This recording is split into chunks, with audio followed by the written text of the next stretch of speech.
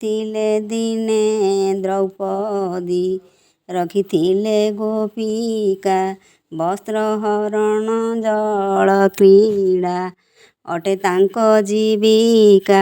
ଗୁରୁ ନଥିବାର ସ୍ଥାନ ହିଁ ଜଗତରେ ତ ନାହିଁ। ସଂସାର ଅରଣ୍ୟ ଭ୍ରମିଲେ ପରମାଣ ମିଳଇ ମନୁଷ୍ୟ ଶରୀର ଅଟଇ ସିନା ଜଡ଼ ପଦାର୍ଥ ଚେତନା ତାହାର ଆସଇ। ହେଲେ ଗୁରୁ ଆଶ୍ରିତ ଚେତନା ଆସିଲେ ଚିହ୍ନଇ ଆପେ ଆପଣା ଗୁରୁ ତେବେ ଏହି ଜୀବ ତରଇ।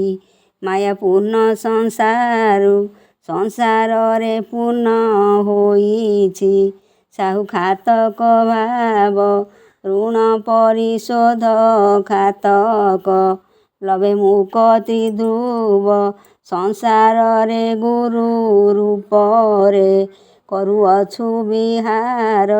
ନ ଚିହ୍ନିଲି ଦୀନ ବନ୍ଧୁକୁ ପଡ଼ି ମାୟା ମୋହର